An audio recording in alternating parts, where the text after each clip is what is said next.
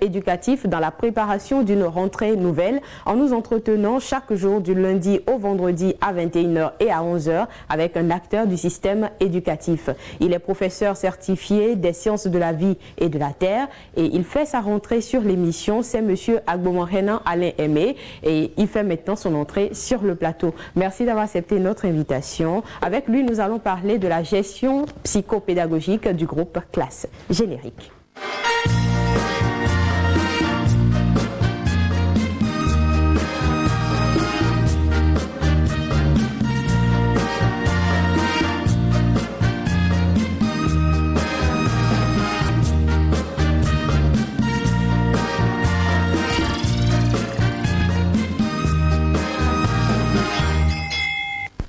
La gestion psychopédagogique du groupe Classe, c'est le thème de notre entretien aujourd'hui avec monsieur Alain Aimé Agbomorenan. Il est professeur certifié des sciences de la vie et de la terre.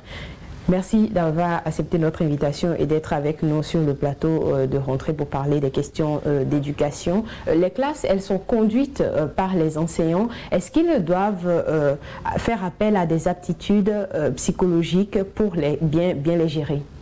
Ah oui, vous savez que dans un système éducatif, que ce soit les élèves et les enseignants, c'est des acteurs principaux.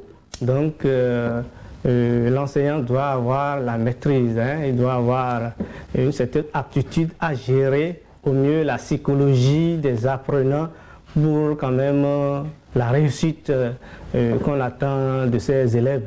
Donc c'est un élément très déterminant dans la réussite des apprenants dans le monde scolaire.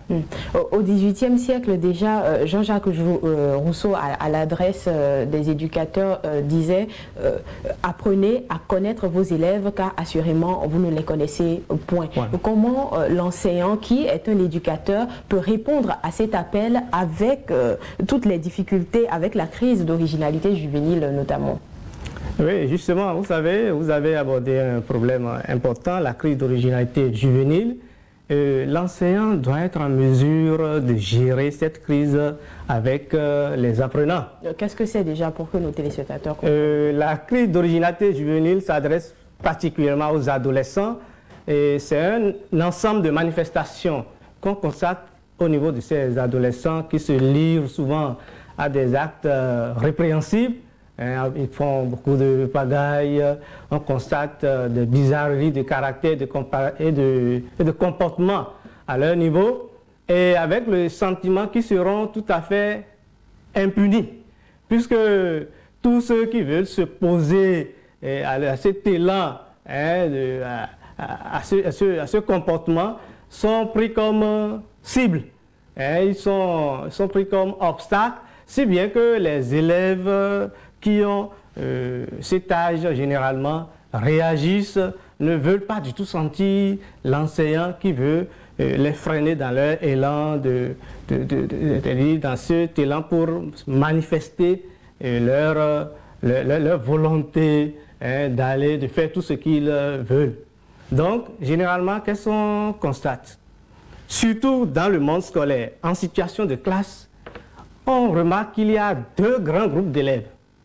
Il y a les élèves qui ont l'esprit critique et ceux qui ont l'esprit de critique. Comment se comportent ceux qui ont l'esprit critique? Les élèves qui ont l'esprit critique, généralement, ce sont des élèves très sérieux, très polis, qui respectent l'enseignant et mieux, ils manifestent le désir de connaître. Ils ont la soif formidable de connaître en extension et en profondeur. C'est-à-dire qu'ils sont très studieux et leur seul souci, c'est de tout faire pour mieux comprendre le cours et de pouvoir réussir correctement. Ceux qui font partie du groupe d'élèves à esprit de critique, là, généralement, vous savez, l'esprit de critique, c'est la mauvaise critique. Qui n'est pas constructive. Voilà, la critique négative. Généralement, c'est des élèves pour qui l'école, même en termes de fréquentation, est une peine. Et pour manifester leur mécontentement, ils veulent rendre souvent la vie très dure à l'enseignant. Ils cherchent toutes les occasions possibles pour pouvoir l'embêter, pour lui faire mal et pour montrer qu'eux aussi, ils sont forts. Maintenant, ce qui est important, tout enseignant qui est en situation de classe ne doit pas normalement s'étonner de ces réactions.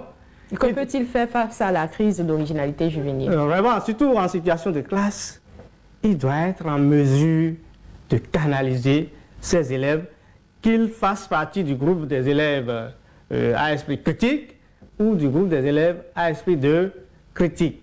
Et généralement, la gestion va dans deux directions. Il y a la direction éducative et la direction académique. En ce qui concerne la direction éducative, là, l'enseignant doit mettre en œuvre son talent d'éducateur, puisqu'il est là pour conduire ses adolescents sur le droit chemin, le chemin de la vie sociale. Il est là pour façonner ses apprenants sur tous les plans, afin qu'ils puissent être demain un citoyen apte pour la gestion de notre pays. Donc, dans ce domaine précisément, il doit être à l'écoute de ses apprenants. Il ne doit pas chercher à livrer la guerre à ses apprenants, parce que vous savez, la période de puberté, c'est une période très sensible. Très sensible. Il doit être à l'écoute, leur donner beaucoup de conseils, les guider franchement pour qu'ils ne tombent pas dans certains travers. Donc, pour me résumer, surtout à ce niveau, l'enseignant doit montrer qu'il est vraiment un éducateur. En ce qui concerne la direction académique, c'est là où le professeur, celui qui enseigne une certaine matière, il doit maîtriser la matière. Il doit montrer qu'il a la maîtrise de sa matière. Non seulement sa matière, mais il doit avoir aussi des connaissances dans les matières connexes. Moi, par exemple, je suis professeur de biologie. Vous ne pouvez pas enseigner convenablement les sciences de la vie et de la terre si vous n'avez pas des notions, par exemple, en chimie, en mathématiques, en physique et d'autres matières. Il doit maîtriser sa matière et avoir des connaissances dans les matières connexes, ce qui va lui permettre de satisfaire, par exemple, les élèves qui ont soif de comprendre. De mieux, et de dispenser son cours avec aisance. Avec aisance, voilà, la compétence pédagogique. Et avec cela, il est aussi apte à faire taire les élèves qui manifestent l'esprit de critique. Puisque généralement, qu'est-ce qui se passe? Ce sont des élèves qui veulent poser des questions pièges pour dégonfler le professeur, pour montrer aux autres qu'au fait, le professeur ne connaît pas grand-chose et tout ça là, voilà. Donc, pour gérer cette crise, notamment lorsque l'enseignant est en situation de classe, il doit faire preuve d'une certaine capacité à gérer la direction éducative et la direction académique pour pouvoir apaiser ses élèves, quel que soit leur caprice, quel que soit leur... Parlons toujours de l'enseignant, pardon. Quels doivent être les comportements que lui-même il doit adopter, comment se tenir lui-même en classe? Vous savez, nous enseignants, nous sommes, disons, des artisans de la parole. Et vous savez, la parole peut caresser, la parole peut aussi blesser. Ça peut incendier. Donc, on distingue généralement deux types de comportements. C'est ça que nous appelons comportements verbaux, parce que ces comportements relèvent du langage articulé en situation de classe. Et il y a les comportements verbaux négatifs. C'est ça qui est beaucoup plus dangereux, puisque ça présente une influence négative sur la psychologie de l'apprenant. Ça met à mal son avenir scolaire. Avec ces comportements verbaux négatifs, on peut créer des déscolarisés sans le savoir. Il y a par exemple des apprenants qui choisissent des matières parce que tel ou tel professeur se comporte mal, tel professeur tient des propos discourtois, tout ça là. Par exemple, les insultes. Quand vous vous mettez à insulter les élèves, surtout que vous êtes avec des adolescents. Il y a certains adolescents qui se disent, bon, si un adulte arrive à me qualifier de niais, cela suppose que je le suis réellement. Et peut-être que diront mes camarades. Voilà, et indirectement, il se dit, est-ce que je suis vraiment apte à continuer dans le domaine scolaire? Par exemple, les surnoms. quand on surnomme les élèves, toi tu es un mouton, alors ça veut dire que qu'est-ce qu'il vient alors chercher à l'école? À l'école. Il commence par se poser ces questions. Vous savez, c'est des enfants qui traversent une période très sensible où il faut vraiment les suivre pour canaliser leur débordement instinctif. Par exemple, il y a aussi, ce qui est encore grave, les propos tendant à porter un jugement prédictif. Toi, tu ne peux jamais réussir. Lorsque vous dites ça à un élève, vous voyez se dire, bon, inconsciemment, il travaille peut-être pour ne pas réussir alors, parce qu'il se dit, si mon professeur m'observe et me dit que je ne dois jamais réussir, ça veut dire que je suis en train de perdre mon temps. Justement, est-ce que les élèves victimes de comportements verbaux négatifs échouent toujours? Bon, ils ne échouent pas toujours. Vous savez, il y a des élèves qui ont un mental très fragile. Ceux-là, ça les affecte énormément. Mais les élèves qui ont un mental un peu fort, ils travaillent pour montrer à l'enseignant au fait qu'il se trompe. Puisque quand vous me dites que je ne vais jamais réussir, je peux me battre pour vous montrer que je dois réussir. Donc, il y a des élèves qui sont victimes de ces comportements verbaux négatifs, mais... Sont-ils nombreux? Ils ne sont pas nombreux. C'est pourquoi il est vraiment déconseillé d'avoir ces comportements verbaux négatifs. Mieux, ce qui est à conseiller, ce sont surtout les comportements verbaux positifs.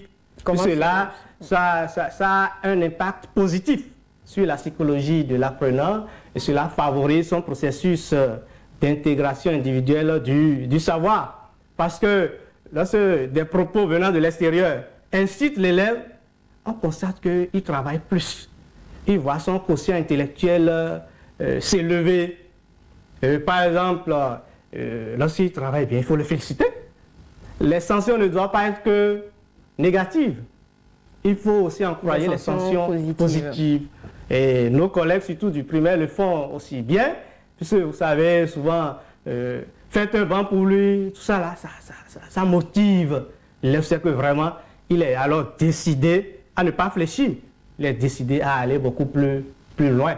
Donc voilà un peu les grands groupes de comportements verbaux que nous constatons souvent dans le domaine scolaire. En toute honnêteté, vous êtes plus porté vers les comportements verbaux positifs? C'est ça qui est à encourager. Nous devons décourager les comportements. Oui. Je dis en toute honnêteté, dites-le nous, en classe, vous êtes plus porté vers quel comportement vous-même? Je suis beaucoup plus porté vers les comportements verbaux positifs. Vous savez, nul n'est pas fait, il nous arrive aussi de commettre quelques erreurs, mais on se corrige rapidement tout en sachant que les comportements verbaux négatifs doivent être combattus. Cela ne favorise pas le développement intellectuel de nos... Quand il vous arrive, par exemple, de tomber dans les travers de ces comportements verbaux négatifs, comment essayez-vous de réparer l'impair? Oui, si nous commettons ces erreurs, vous savez, c'est le monde scolaire, c'est un monde d'échange. Le professeur ne doit pas se mettre au-dessus de tout. Il doit savoir que même s'il a commis des erreurs, il est obligé d'appeler l'élève. Il doit choisir quand même le cadre adéquat, bien sûr, pour pouvoir quand même continuer le dialogue avec lui, continuer les conseils, pour voir comment réparer un tant soit peu les préjudices commis. Donc, choisir le cadre adéquat, dites-vous, est-ce aussi une porte ouverte vers le harcèlement? Parce que parfois, en même temps, en voulant réparer, on peut tomber dans d'autres travers. Non, pas du tout. Vous savez, nous avons la gestion de ces adolescents. Et nous savons ce qui est mauvais, ce qui est positif. Donc, le fait d'être en contact avec l'apprenant ne veut pas dire forcément qu'on doit aller au harcèlement. Est-ce que cela doit se faire dans le cadre de l'école? C'est des vices qui existent dans le monde scolaire, mais cela ne veut pas dire que, puisque c'est des élèves, c'est des apprenants qu'on nous confie, on est obligé de les modeler, d'être avec eux pour pouvoir les transformer positivement. Ça se fait généralement dans le cadre scolaire. Puisque même s'il faut rencontrer par exemple des parents de l'élève, il faut forcément l'inviter dans le collège par l'intermédiaire de l'administration. Pour pouvoir échanger avec l'apprenant et ses parents. Bon, Et on n'est pas tenu de rendre visite à l'élève dans son domicile forcément avant de corriger. De régler ce genre de problème. Non, pas forcément. On peut le faire dans le cadre scolaire avec l'aide de l'administration. Voilà un peu ce que je peux dire. Toujours parlant de l'enseignant, puisque vous le dites, il dispense son cours, c'est de façon orale, la parole compte beaucoup, mais il y a d'autres aspects qui interviennent également quand il est debout, quand il parle, sa façon de gérer l'espace. Parlez-nous-en. Oui, justement, plus on vient de parler des comportements verbaux. Tous les comportements de l'enseignant ne sont pas que verbaux. Il y a des comportements non verbaux. Ils sont nombreux et variés. Nous allons juste prendre quelques cas. Lorsque je prends par exemple le regard dans une salle de classe, le regard de l'enseignant compte énormément. Un enseignant qui rentre dans sa classe, rien qu'avec le regard, il peut déjà contrôler la présence des élèves. Il peut passer des messages aussi. Voilà, il peut passer des messages. Il peut déjà corriger peut-être certaines dispositions de l'élève. Si l'élève est mal assis, par exemple, rien qu'avec le regard, l'enseignant peut détecter et corriger cela. Et ce qui est parfois dommageable et à déconseiller, c'est quand ce regard, par exemple, est mal géré. C'est-à-dire, qu'est-ce que je veux dire par là? Lorsque l'enseignant, par exemple, crée des zones interdites dans sa propre classe. Qu'est-ce que vous mettez dans zone interdite? Voilà, je veux dire par zone interdite, lorsque l'enseignant évite, suppose que tel groupe, c'est un groupe de pagailleurs, hein, c'est un groupe d'élèves indisciplinés, puis, quelles que soient ses explications, quel que soit... Il ne les regarde pas. Il ne les regarde pas. Il les classe, là, c'est très dangereux. Puisque l'apprenant aussi cherche à se braquer contre l'enseignant, il se dit, bon, c'est tellement que nous ne comptons pas pour cet enseignant. Organisons-nous aussi pour lui montrer que nous sommes utiles. Ce qui est dangereux, l'enseignant doit éviter de créer des zones interdites dans une salle de classe. Lorsque, par exemple, vous fixez longuement un apprenant, on constate que chaque fois que vous venez au cours, ce n'est que cet apprenant qui vous intéresse, ça frustre les autres. Et on le constate souvent dans les basses classes, c'est-à-dire 6e, 5e. Vous savez, souvent les plus âgés, ils commencent Ils relativisent. Voilà, ils commencent par chuchoter, ils commencent par se dire des choses. Mais souvent, les petits enfants, ils réagissent violemment. Parfois, ils se disent, mais non, pourquoi vous ne faites que désigner tel camarade, pourquoi pas nous? Et ils réagissent, vous sentez que vraiment... Ils sont en désaccord avec vous. Voilà, ils sont en désaccord avec vous. Donc, le regard pour un enseignant dans une salle de classe, c'est déterminant pour la réussite de sa mission. Après le regard, nous allons parler de la proxémique, hein, et l'ensemble des manières dont nous circulons. Vous en avez parlé tantôt. Nous circulons dans une classe de classe. Vous savez, dans la salle de classe, l'enseignant a sa zone privilégiée. L'apprenant aussi à sa zone privilégiée dans la salle de classe. Lorsque je prends par exemple, son banc, c'est ça pour l'apprenant? Oui, bon, pas chacun à son banc. Vous savez, actuellement, avec l'approche par compétence, les élèves sont souvent en groupe. Ils travaillent en groupe. Et il y a ce que nous appelons par exemple l'espace magistral, qui part du tableau au premier table.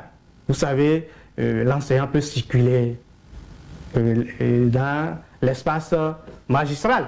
Il peut déambuler à ce niveau pour ses explications et autres. Il y a par exemple les allées. Il y a des allées dans la salle de classe. Hein, c'est un espace commun à l'enseignant et aux apprenants. Puisque si l'apprenant va se déplacer pour aller au tableau, il doit passer par les allées. Mais lorsque l'enseignant, sinon les apprenants, hein, lorsque les apprenants sont dans leur groupe sur les tables, il n'est pas conseillé à l'enseignant d'aller violer cette zone. Qu'est-ce que je veux dire par là? Il est vrai, et vous savez, l'enseignant est tenu de porter aide et assistance à l'apprenant. Il faut quand même aller vers l'apprenant pour lui expliquer un certain nombre de choses. Mais il n'est pas par un exercice, voici. Voilà, et cela doit se faire de façon ponctuelle. Il est même prouvé en psychologie que lorsque l'enseignant, par exemple, est assis en corps à corps avec l'apprenant et explique, quelles que soient ses explications, l'apprenant n'apprend, c'est-à-dire ne garde pratiquement rien. Puisque psychologiquement, il est démobilisé. Et là, on le constate souvent dans les salles de classe. Il y a des élèves, quand vous faites une évaluation et que vous surveillez, lorsque il y a des élèves, quand vous êtes trop proche d'eux, ils refusent que vous voyez ce qu'ils écrivent. Ils cachent. Ça veut dire, psychologiquement, il est démobilisé. C'est pourquoi nous devons, en ce qui concerne surtout cet aspect de la proxémique, nous devons tenir compte de la distance psychologique. Il faut garder une certaine distance avec l'apprenant pour que l'explication que l'enseignant donne, il puisse garder le maximum. Et en dehors du regard de la proxémique, il y a un autre comportement non verbal très important. Ça, c'est le port vestimentaire. C'est déterminant. Il faut contrôler encore son... Oui, l'habillement, vous savez, le port, sinon l'habillement de l'enseignant est aussi un langage. Il doit s'habiller comme des stars, des grandes personnalités. Non, justement. Vous savez, lorsque cet habillement est trop indigent ou trop extravagant aussi, ça crée des dégâts. C'est-à-dire quoi? L'habillement de l'enseignant doit être décent. Je ne dis pas qu'on va s'occidentaliser, montrer que non, nous avons quand même dans notre culture, vous savez, l'habillement aussi un fait culturel. Il faut que l'enseignant aussi s'habille bien. Ce qui est beaucoup plus dangereux, lorsque l'enseignant s'habille mal, surtout de façon misérable, ça crée beaucoup de dégâts au niveau de l'apprenant. Puisque tous les apprenants, surtout dans le monde, dans l'enseignement secondaire, tous les apprenants savent que quelqu'un qui est enseignant au collège, c'est quelqu'un qui a tout au moins le bac.